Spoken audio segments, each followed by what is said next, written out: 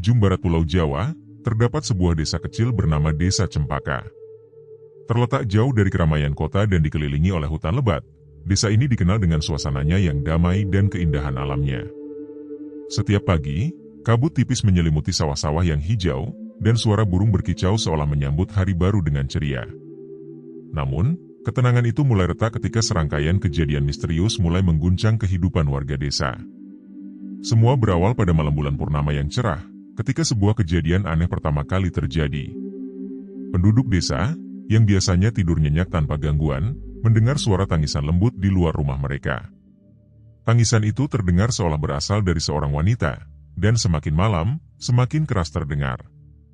Beberapa warga yang penasaran mencoba menyelidiki, namun mereka tidak menemukan apa-apa selain kegelapan malam yang pekat dan rasa dingin yang menusuk tulang.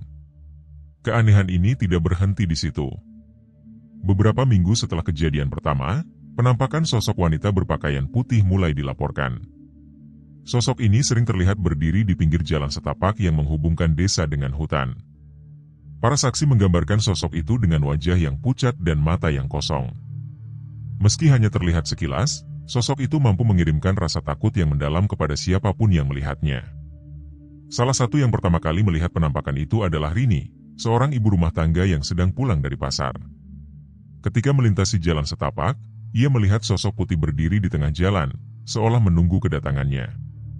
Rini, yang terkejut, langsung berlari pulang dengan napas terengah-engah, menceritakan kepada suaminya tentang apa yang baru saja ia lihat. Namun, suaminya, yang dikenal sebagai orang rasional, menganggap cerita itu hanya imajinasi yang dipengaruhi oleh kelelahan. Malam berikutnya, penampakan sosok putih itu kembali terlihat oleh beberapa orang, termasuk Pak RT desa, Bapak Agus. Pak Agus adalah seorang pria yang dikenal tegas dan berwibawa, tetapi saat ia menyaksikan sosok itu dari kejauhan, ekspresinya berubah menjadi pucat. Ia tidak bisa menjelaskan apa yang dilihatnya dan memilih untuk tetap diam, khawatir akan mempengaruhi kepercayaan warga yang lebih takut daripada dirinya. Kabar tentang penampakan ini cepat menyebar di antara warga desa, dan ketakutan mulai merasuki suasana desa yang sebelumnya tenang. Setiap malam, orang-orang mulai mengunci pintu lebih rapat dan menghindari jalan setapak yang dianggap angker. Namun, meskipun upaya mereka, suara tangisan dan penampakan sosok putih tetap mengganggu ketenangan malam mereka. Dengan situasi yang semakin mencekam, seorang pemuda bernama Budi memutuskan untuk menyelidiki sendiri. Budi adalah seorang mahasiswa yang pulang kampung untuk liburan semester. Ia dikenal sebagai seseorang yang skeptis terhadap hal-hal mistis dan lebih percaya pada penjelasan rasional. Tertarik dengan cerita-cerita yang beredar di desanya, ia merasa dorongan untuk mencari tahu kebenaran di balik misteri ini. Dalam pikirannya, ini adalah kesempatan untuk membuktikan bahwa semua cerita tersebut hanyalah mitos dan hayalan. Malam itu, dengan tekad yang kuat, Budi bersiap untuk memasuki hutan yang gelap. Ia membawa lampu senter dan beberapa perlengkapan lainnya, bertekad untuk mengungkap apa yang sebenarnya terjadi di Desa Cempaka. Budi memulai perjalanan malamnya dengan penuh rasa penasaran dan sedikit kecemasan. Langit malam yang berhiaskan bintang-bintang menjadi latar belakang perjalanan yang akan mengubah hidupnya. Dengan lampu senter yang terang, ia memasuki jalan setapak yang mengarah ke hutan. Suara jangkrik dan gemerisik dedaunan menyertai langkahnya, menambah kesan mencekam di tengah kegelapan malam. Setiap langkahnya terasa semakin berat seiring dengan semakin dalamnya ia memasuki hutan. Lampu senter di tangannya menerangi jalan sempit yang penuh dengan ranting dan akar pohon. Ia berusaha tidak terpengaruh oleh rasa takut yang mulai menjalar di tubuhnya.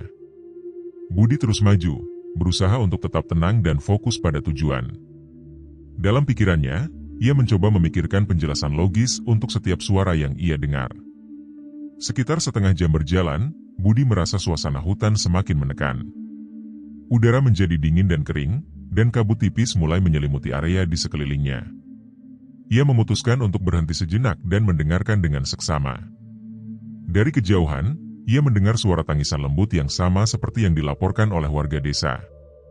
Suara itu terdengar samar, namun jelas, seperti sebuah keluhan yang menyayat hati. Budi memutuskan untuk mengikuti suara tersebut, berharap menemukan sumbernya dan mungkin memberikan penjelasan rasional. Semakin dekat ia mendekati sumber suara, semakin terasa suasana yang menekan. Ia menyadari bahwa lampu senter di tangannya mulai bergetar, seolah ada kekuatan tak terlihat yang berusaha mempengaruhinya. Ketika lampu senter mulai berkedip-kedip, Budi merasakan kekuatan yang aneh dan tidak bisa dijelaskan. Tanpa disadari, Budi telah memasuki area yang lebih dalam dan lebih gelap dari hutan. Hujan yang tiba-tiba turun membuat tanah menjadi licin dan menambah kesulitan untuk melangkah. Ia terpaksa berhenti dan bersembunyi di balik sebuah batang pohon besar untuk berlindung dari hujan. Dalam kegelapan dan dinginnya, ia merasa seolah ada sesuatu yang mengawasinya. Saat Budi mencoba untuk menenangkan diri dan memeriksa peralatannya, tiba-tiba lampu senter di tangannya mati total. Kegelapan menyelimuti sekelilingnya, membuatnya merasa terputus dari dunia luar. Dalam kepanikan, ia berusaha menyalakan lampu senter berulang kali, tetapi usahanya sia-sia. Suara tangisan lembut itu semakin mendekat, membuat jantungnya berdegup kencang. Dalam gelapnya malam, Budi melihat sepasang mata yang bersinar dari kejauhan. Mata itu tampak seperti bola api yang menatap tajam ke arahnya. Rasa takut yang mendalam meresap dalam dirinya, dan ia merasa seolah terjebak dalam mimpi buruk yang nyata. Ia mencoba untuk bergerak mundur dan kembali ke jalan setapak, namun kaki-kakinya terasa berat dan sulit digerakkan. Dengan semangat terakhir, Budi melangkah cepat menuju arah yang diyakininya sebagai jalan keluar dari hutan. Ia berdoa dalam hati agar bisa selamat dari malam yang mencekam ini.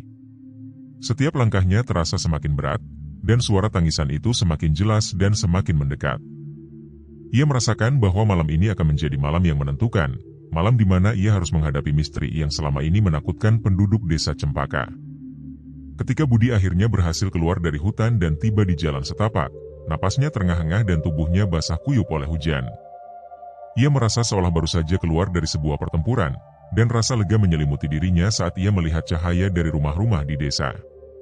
Namun, rasa takut yang menggerogoti hatinya tidak kunjung hilang. Ia merasa seperti ada sesuatu yang mengikuti dan mengawasinya. Sesampainya di rumah, Budi segera mengeringkan tubuhnya dan mengganti pakaian basah. Rasa dingin dan lelah membuatnya hampir tidak bisa bergerak. Ia memutuskan untuk beristirahat sejenak sebelum menceritakan pengalamannya kepada orang tua dan teman-temannya. Meskipun ia mencoba untuk terlihat tenang, ketegangan di wajahnya tidak bisa disembunyikan. Saat malam semakin larut, Budi terbangun dari tidurnya karena mendengar suara ketukan lembut di jendela kamarnya. Dengan hati-hati, ia mendekati jendela dan membuka tirainya sedikit untuk memeriksa. Di luar, tampak sosok wanita berpakaian putih berdiri di halaman rumah, tepat di luar jangkauan lampu jalan. Sosok itu tidak bergerak, hanya berdiri dengan kepala tertunduk. Budi merasakan jantungnya berdetak kencang dan tubuhnya membeku. Ia menutup tirai jendela dengan cepat dan kembali ke tempat tidur, berusaha menenangkan diri. Namun, suara ketukan itu terus berlanjut, semakin keras dan semakin sering. Budi berusaha untuk tetap tenang dan berpikir rasional. Mungkin itu hanya ilusi atau permainan pikiran akibat kelelahan. Namun, rasa takut yang mendalam membuatnya tidak bisa kembali tidur. Pagi berikutnya, Budi memutuskan untuk mencari tahu lebih lanjut mengenai sosok wanita yang ia lihat semalam. Ia pergi ke rumah Bapak Agus, Pak RT desa, untuk menanyakan tentang kejadian-kejadian yang terjadi di desa. Bapak Agus menerima Budi dengan ramah, meskipun wajahnya tampak serius. "Saya mendengar bahwa Anda mengalami sesuatu semalam," kata Bapak Agus, memulai pembicaraan. "Mungkin Anda bisa membantu kami mengungkap apa yang sebenarnya terjadi di desa ini." Budi menceritakan pengalamannya semalam dan bagaimana ia melihat sosok wanita berpakaian putih di halaman rumahnya. Bapak Agus mendengarkan dengan seksama dan akhirnya berbicara dengan nada berat, "Kami sudah mendengar banyak laporan tentang sosok itu, tapi tidak ada yang bisa menjelaskan siapa atau apa dia. Beberapa orang mengatakan bahwa itu adalah roh seorang wanita yang meninggal tragis di sini beberapa tahun lalu." Keterangan Bapak Agus mengejutkan Budi. Ternyata, sosok wanita berpakaian putih itu mungkin memiliki keterkaitan dengan kejadian yang terjadi di masa lalu. Budi merasa semakin terdorong untuk mengungkap kebenaran. Ia tahu bahwa untuk memahami apa yang sebenarnya terjadi, ia harus menyelidiki lebih dalam. Dengan semangat baru, Budi mulai mengumpulkan informasi dari penduduk desa yang lebih tua, berharap mereka memiliki petunjuk atau cerita yang bisa membantunya mengungkap misteri ini. Sementara itu, ketegangan di desa semakin meningkat. Warga semakin merasa tertekan dan beberapa dari mereka mulai melakukan ritual untuk mengusir roh jahat yang mereka yakini menghantui mereka. Budi merasa bahwa tantangan ini lebih besar dari yang ia bayangkan. Namun, dengan tekad yang kuat dan rasa penasaran yang mendalam, Ia siap untuk melanjutkan penyelidikannya dan menghadapi kebenaran yang tersembunyi di balik misteri penampakan hantu di desa terpencil ini. Seiring dengan berjalannya waktu, Budi semakin intensif dalam usahanya untuk menggali informasi mengenai sosok wanita berpakaian putih. Ia mengunjungi rumah-rumah penduduk desa, berbicara dengan orang-orang yang lebih tua dan mencoba memahami sejarah serta kejadian-kejadian yang mungkin berhubungan dengan fenomena tersebut. Dalam penelitiannya, ia mendapati bahwa ada beberapa versi cerita yang berbeda-beda mengenai sosok hantu itu.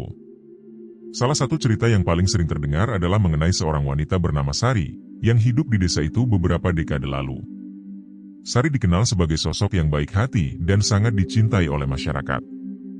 Namun, hidupnya berubah drastis ketika suaminya meninggal dalam sebuah kecelakaan tragis.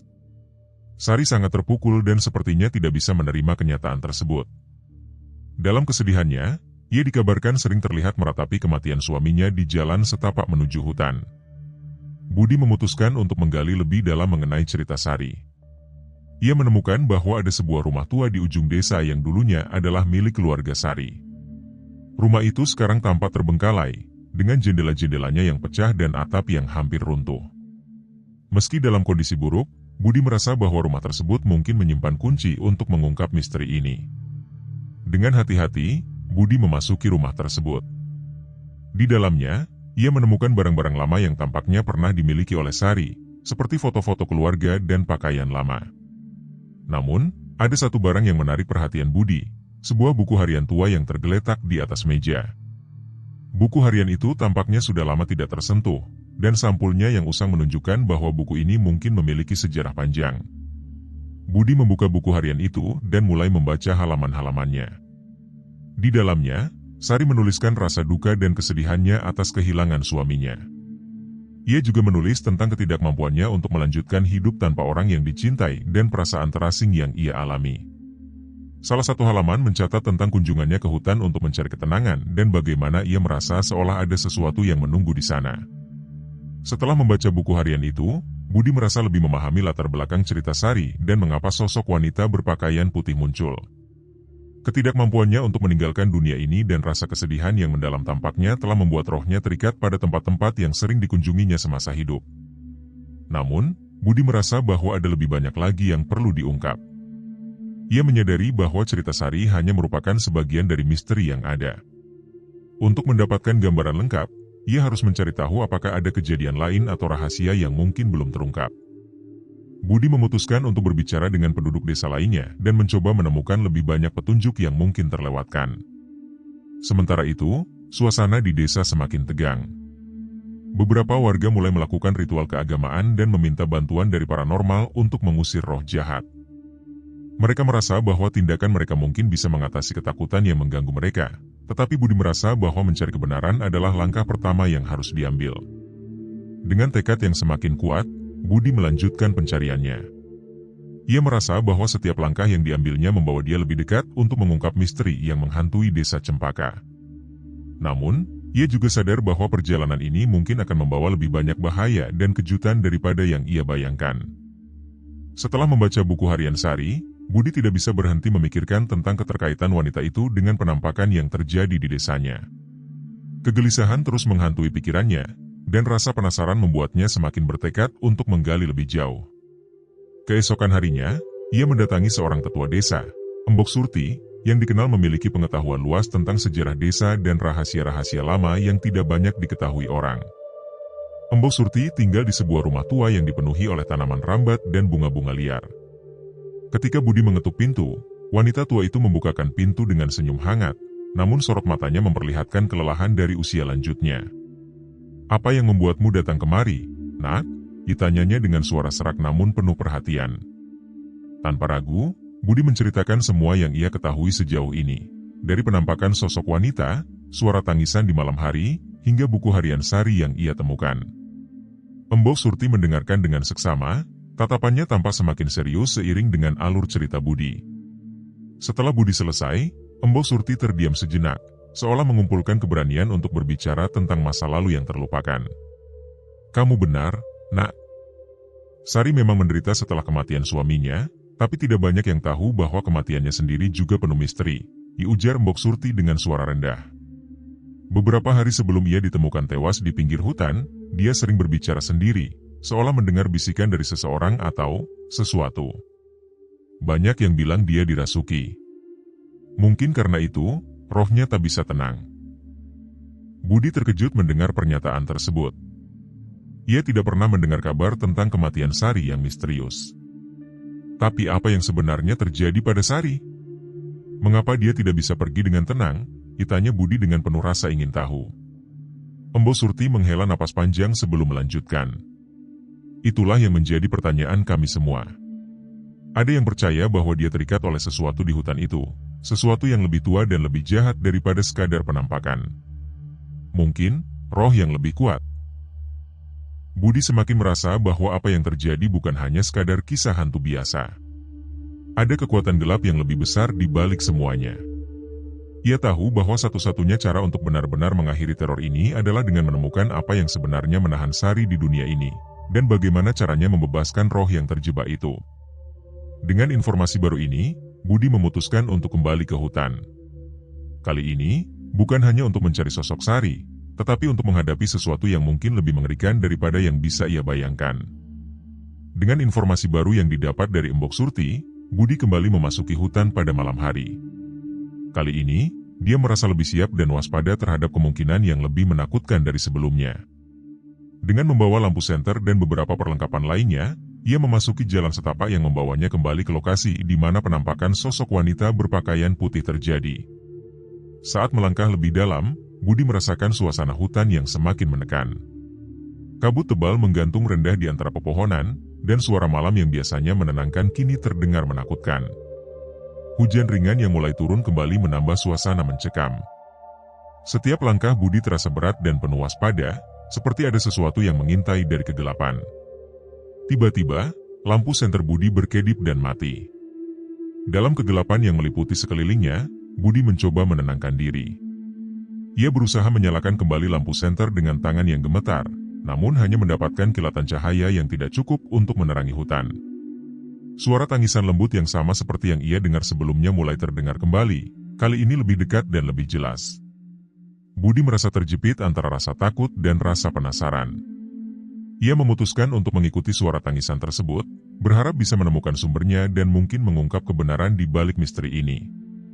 Namun, setiap kali ia melangkah maju, suara tangisan itu juga semakin mendekat, seolah mengikuti gerakannya. Ketika Budi tiba di sebuah clearing di tengah hutan, ia melihat sesuatu yang membuatnya membeku. Di tengah clearing, terdapat sebuah batu besar yang tampak seperti altar kuno, dengan lilin-lilin yang telah padam dan reruntuhan benda-benda yang tidak dikenal di sekelilingnya. Batu itu tampak seperti telah digunakan dalam ritual kuno. Di sekitar altar, terdapat jejak kaki yang aneh dan membentuk pola yang tidak bisa dijelaskan. Budi mendekati altar dengan hati-hati dan memeriksa reruntuhan di sekelilingnya. Ia menemukan beberapa benda yang tampak seperti bekas-bekas ritual, seperti potongan kain, kerajinan tangan yang rusak, dan sisa-sisa bahan-bahan yang tidak dikenalnya. Melihat benda-benda ini, ia merasa bahwa ada sesuatu yang sangat tua dan kuat yang mungkin terlibat dalam kejadian ini. Namun, sebelum ia bisa menyelidiki lebih lanjut, tiba-tiba angin kencang bertiup dan membuat suasana semakin mencekam. Budi merasakan kehadiran sesuatu yang kuat dan menakutkan di sekelilingnya. Suara tangisan berubah menjadi jeritan yang memekakan telinga, dan ia merasa seolah ada kekuatan tak terlihat yang berusaha mengusirnya. Dengan rasa takut yang mendalam, Budi memutuskan untuk meninggalkan clearing tersebut dan kembali ke desa. Namun, saat ia berbalik, ia melihat sosok wanita berpakaian putih berdiri di pinggir clearing, menatapnya dengan mata kosong dan penuh kesedihan. Sosok itu tampak lebih jelas dalam kegelapan, dan Budi bisa merasakan energi dingin yang menyertainya. Sosok itu mulai mendekati Budi dengan langkah lambat dan penuh kesedihan. Budi merasakan jantungnya berdegup kencang dan tidak bisa bergerak. Sosok wanita itu hanya berdiri di sana, seolah menunggu sesuatu. Budi merasa bahwa sosok itu mencoba untuk menyampaikan pesan atau meminta sesuatu, tetapi ia tidak bisa memahami apa yang dimaksud. Dengan berusaha keras, Budi akhirnya berhasil bergerak dan berlari keluar dari hutan. Setiap langkahnya terasa seperti perjuangan melawan sesuatu yang tidak bisa dijelaskan. Saat ia akhirnya tiba di rumah, ia merasa lega namun juga sangat tertekan oleh apa yang baru saja ia alami. Dalam keheningan malam, Budi merenungkan pengalaman tersebut. Ia tahu bahwa ia harus menemukan cara untuk membantu Sari agar rohnya bisa tenang dan tidak lagi menghantui desa. Namun, ia juga menyadari bahwa perjalanan ini belum berakhir dan masih banyak yang harus diungkap untuk menyelesaikan misteri ini. Setelah malam yang menegangkan di hutan, Budi merasa tertekan namun bertekad untuk melanjutkan pencariannya. Ia merasa bahwa sosok wanita berpakaian putih dan altar kuno di Keliling merupakan kunci untuk mengungkap misteri yang menghantui desa Cempaka. Pagi harinya, Budi kembali ke rumah Mbok Surti untuk meminta bantuan dan bimbingan lebih lanjut. Mbok Surti menyambut Budi dengan kekhawatiran di wajahnya. "Kamu tampaknya mengalami sesuatu yang sangat mengganggu, Nak. Apa yang kamu temukan di hutan?" ditanya Mbok Surti dengan penuh perhatian. Budi menceritakan penemuannya di Keliling, termasuk altar kuno dan benda-benda yang ia temukan di sekelilingnya. Mbok Surti mendengarkan dengan seksama, dan setelah Budi selesai, ia terlihat merenung sejenak sebelum berbicara. "Ada satu hal yang mungkin bisa membantu. Dulu, sebelum terjadi kejadian misterius ini, ada seorang dukun tua yang tinggal di desa. Ia dikenal memiliki pengetahuan tentang roh-roh dan ritual kuno." Mbok Surti kemudian menjelaskan bahwa dukun tersebut, bernama Ki Jaya, telah meninggal beberapa tahun yang lalu. Namun, ia dikenal memiliki banyak catatan tentang berbagai ritual dan kepercayaan lokal. Mungkin, catatan-catatan itu bisa memberikan petunjuk tentang apa yang terjadi pada Sari dan mengapa roh-rohnya masih terikat di dunia ini, ditambah Mbok Surti. Dengan informasi baru ini, Budi memutuskan untuk mencari tahu lebih lanjut tentang catatan-catatan Ki Jaya. Ia meminta bantuan Mbok Surti untuk mengarahkan ke lokasi di mana catatan-catatan tersebut mungkin disimpan. Mbok Surti memberitahu bahwa catatan-catatan itu kemungkinan besar disimpan di sebuah gudang lama di luar desa, di mana Ki Jaya biasa melakukan ritual dan menyimpan barang-barang penting. Setelah mendapatkan petunjuk, Budi menuju ke gudang yang dimaksud. Gudang itu terletak di tepi desa, dikelilingi oleh tanaman liar dan tampak tidak terawat. Budi membuka pintu gudang yang berkarat dan melangkah masuk dengan hati-hati. Di dalam, ia menemukan tumpukan barang-barang tua, termasuk buku-buku yang tanpa usang dan catatan-catatan yang sudah pudar. Dengan tekun, Budi mulai memeriksa buku-buku dan catatan tersebut. Ia menemukan beberapa buku yang berisi tentang ritual kuno, praktik spiritual, dan kepercayaan lokal. Salah satu buku yang menarik perhatiannya adalah sebuah buku yang tampaknya merupakan kumpulan catatan ritual dan praktek tentang roh dan penyihir.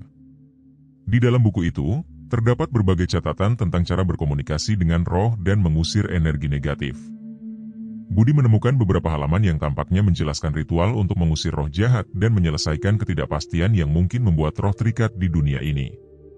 Halaman-halaman tersebut mencatat bahwa untuk membebaskan roh, seseorang harus melakukan ritual khusus di tempat di mana roh sering terlihat, dan memberikan penawaran sebagai tanda penghormatan dan permintaan maaf. Dengan pengetahuan baru ini, Budi merasa bahwa ia semakin dekat untuk menyelesaikan misteri tersebut.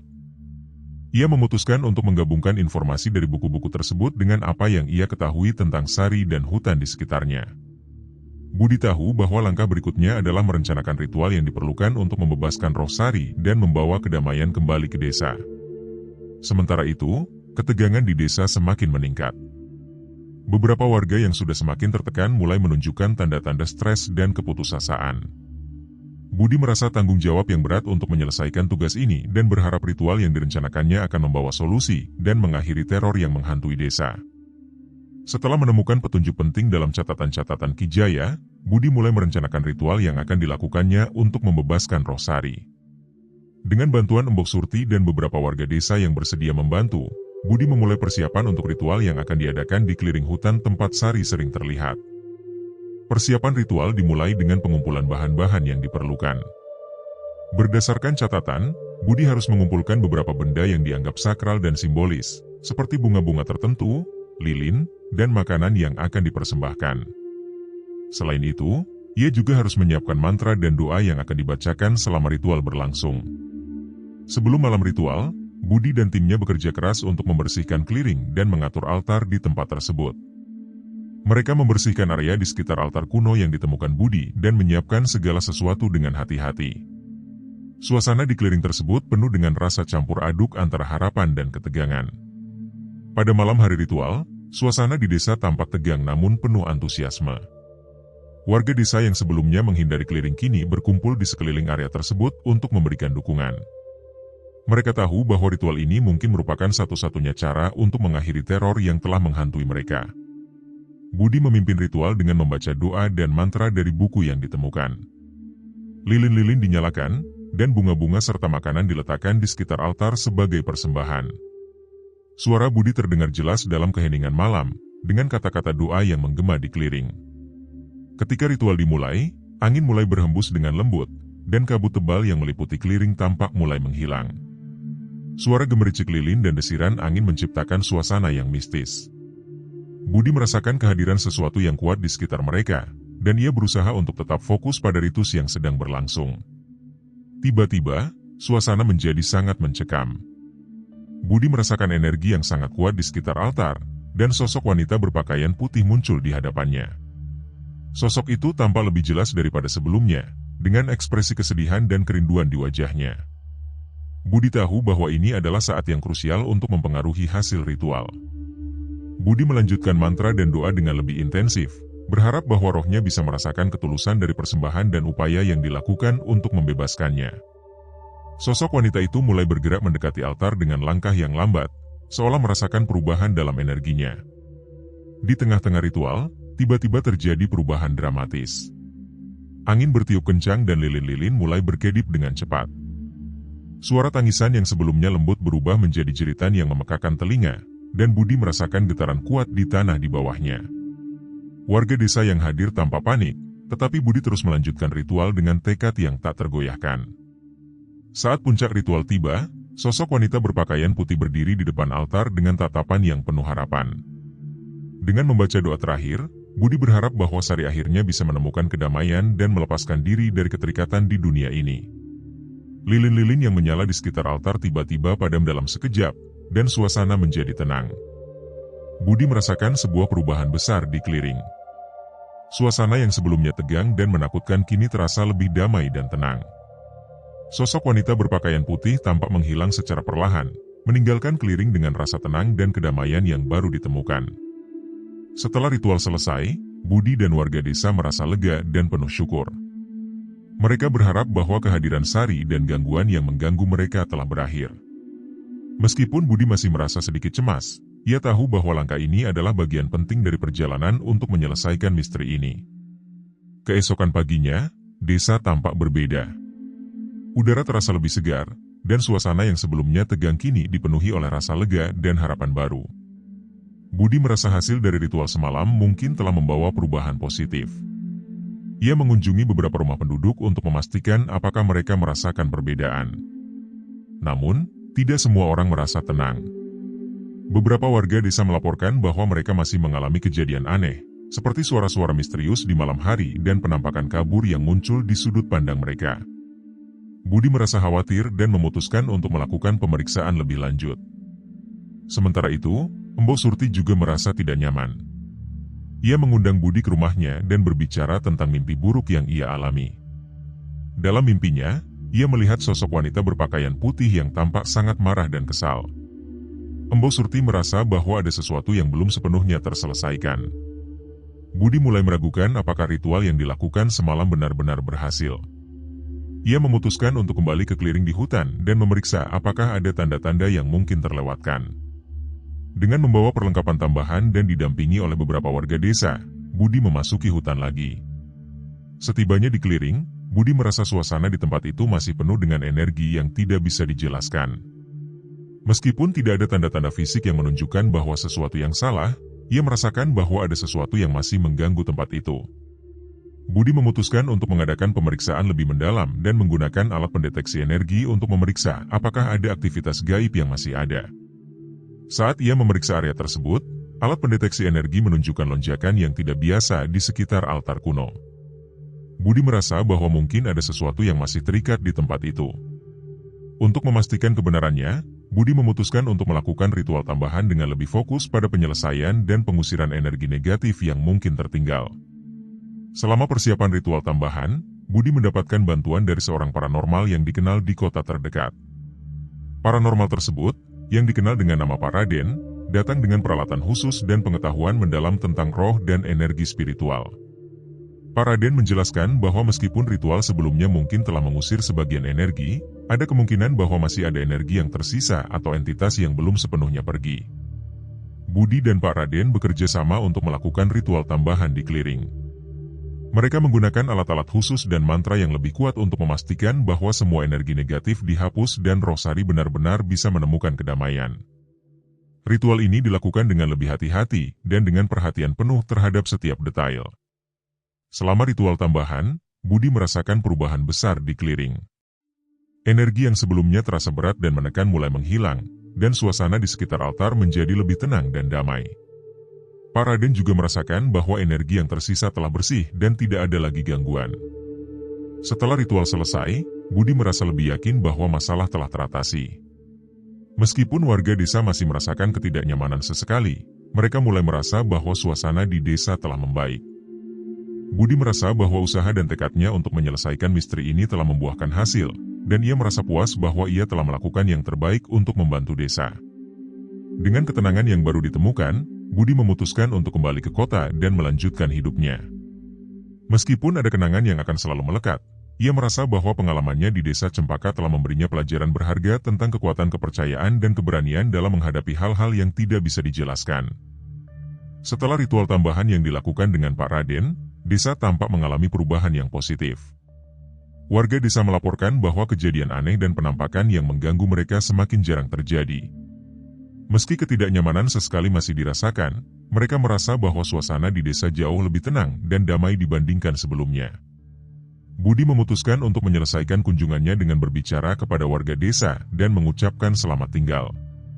Banyak dari mereka mengungkapkan rasa terima kasih yang mendalam atas usaha dan keberanian Budi dalam menghadapi misteri yang menghantui desa mereka. Mereka merasa bahwa hidup mereka kini dapat kembali normal tanpa bayang-bayang ketakutan yang menghantui. Pada saat Budi bersiap untuk meninggalkan desa, Embo Surti mengundangnya untuk makan malam sebagai tanda penghargaan. Selama makan malam, Embo Surti bercerita tentang perubahan positif yang terjadi setelah ritual tambahan. Ia mengungkapkan bahwa desa kini memiliki harapan baru dan rasa persatuan yang lebih kuat di antara warganya. Terima kasih atas semua usaha dan keberanianmu, Budi, kata Mbok Surti dengan penuh rasa syukur. Desa ini tidak akan pernah melupakan bantuanmu dan dedikasimu dalam membantu kami. Kami akan selalu mengingatmu sebagai bagian dari sejarah desa ini. Budi merasa terharu mendengar kata-kata tersebut. Ia tahu bahwa meskipun pengalamannya di desa ini sangat menegangkan dan penuh tantangan, ia telah membantu membawa perubahan yang berarti bagi masyarakat. Ia mengucapkan selamat tinggal kepada Mbok Surti dan warga desa lainnya dengan rasa puas dan lega. Saat Budi meninggalkan desa Cempaka, ia melihat kembali ke arah desa yang kini tampak damai dan tenang di bawah sinar matahari pagi. Hutan yang dulunya dipenuhi dengan aura mencekam kini terlihat lebih bersahabat. Budi merasa bahwa usahanya telah berhasil membawa kedamaian yang lama hilang ke desa tersebut. Setelah kembali ke kota, Budi melanjutkan kehidupannya dengan cerita-cerita yang penuh warna dari pengalamannya di desa Cempaka. Ia membagikan pengalamannya dengan teman-teman dan kolega, menekankan pentingnya keberanian, kepercayaan, dan tekad dalam menghadapi hal-hal yang tidak bisa dijelaskan. Cerita Budi tentang desa Cempaka dan misteri penampakan hantu yang menegangkan menjadi bahan diskusi menarik di berbagai kesempatan. Meskipun banyak yang meragukan, banyak juga yang terinspirasi oleh kisahnya dan belajar tentang pentingnya memahami dan menghadapi ketidakpastian dengan kepala dingin. Desa Cempaka, di sisi lain, melanjutkan hidupnya dengan kedamaian yang baru ditemukan. Warga desa terus merayakan keberhasilan mereka dalam mengatasi teror yang menghantui mereka, dan mereka tetap menjaga tradisi dan kepercayaan mereka dengan penuh rasa syukur. Mereka berharap bahwa cerita mereka akan menjadi pelajaran bagi orang lain tentang kekuatan keberanian dan persatuan dalam menghadapi misteri yang tidak bisa dijelaskan. Dengan begitu, kisah, misteri penampakan hantu di desa terpencil, kisah nyata yang bikin merinding, diakhiri dengan harapan dan pembelajaran yang mendalam, meninggalkan jejak yang abadi dalam sejarah desa Cempaka dan kehidupan Budi.